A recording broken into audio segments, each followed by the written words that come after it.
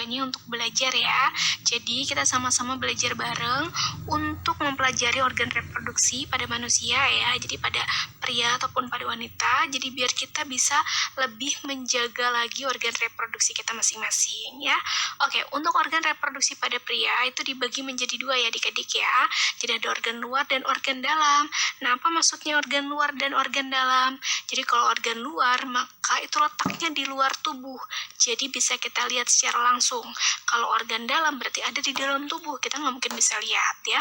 Oke, untuk organ luar maka terdiri dari dua, yaitu nomor 1 dan nomor 2. Nah, nomor 1 ini ada penis dan nomor 2 ini ada skrotum. Nah, ini sisanya adalah organ internal atau organ dalam. Jadi organ internal maka terdiri dari testis, kemudian ada epididymis. Nah, ini ada saluran namanya vas deferens. Nah, kemudian ada saluran ejakulatoris. Kemudian ini ada uretra, lalu ada vesicula seminalis, kemudian ada kelenjar prostat, dan yang terakhir ada kelenjar Cowper atau kelenjar bulboretral. Oke, kita masuk ke organ eksternal yang pertama, yaitu penis. Oke, jadi penis ini mengandung banyak pembuluh darah dan juga di dalamnya itu terdapat rongga, sehingga penis ini berfungsi sebagai alat untuk kopulasi atau untuk memasukkan sperma ke organ reproduksi wanita.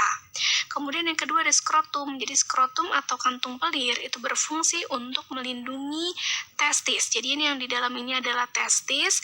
Nah, skrotum itu berfungsi untuk melindungi dan menjaga suhu testis. Kenapa suhu testis harus dijaga? Karena proses pembentukan sperma terjadi di dalam testis dan proses pembentukannya itu terjadi pada suhu di bawah 33 sampai 34 derajat Celcius. Jadi di bawah suhu tubuh. Oke, selanjutnya kita masuk ke organ internal atau organ dalam. Untuk organ dalam yang pertama itu ada sepasang testis. Nah, jadi laki-laki punya sepasang atau 2 buah testis yang berfungsi sebagai tempat pembentukan sperma dan juga hormon testosteron.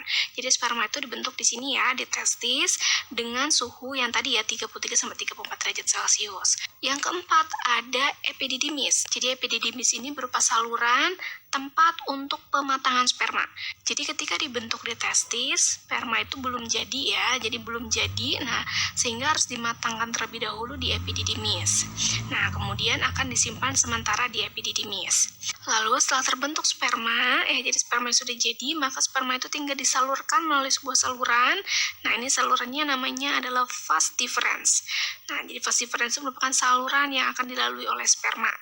Nah, kemudian sperma itu kan keluarnya nanti melalui saluran ya. Nah, jadi salurannya itu adalah uretra.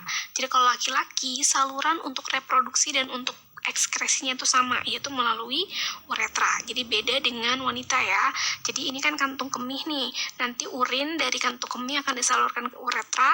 Nah, begitu juga dengan sperma juga akan disalurkan ke uretra.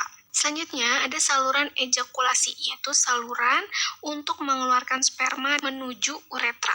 Jadi kalau laki-laki itu saluran untuk reproduksi dan untuk ekskresinya itu menjadi satu ya, yaitu melalui uretra.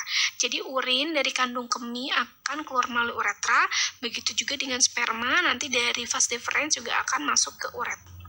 Nah, selanjutnya yang ketujuh maka ada uretra, saluran untuk keluarnya urin dan juga sperma. Selanjutnya, untuk organ internal itu ada kelenjar aksesoris.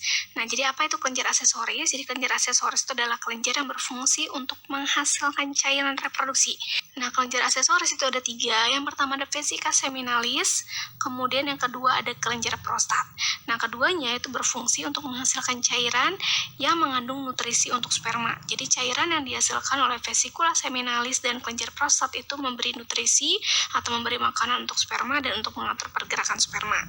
Nah, baru yang ketiga ada kelenjar Cowper. Nah, jadi ini di uretra ya, kelenjar Cowper itu atau bulboretra berfungsi untuk menghasilkan cairan basah yang fungsinya itu untuk menetralkan sisa keasaman urin. Nah, jadi karena tadi sperma itu harus melewati uretra, di mana uretra itu kan dilewati juga oleh urin. Nanti urin itu bisa bersifat asam. Nah, untuk menjaga agar sperma itu tidak mati, maka harus dinetralisir dulu uretranya. Jadi sperma masih bisa tetap hidup. Audio Jungle.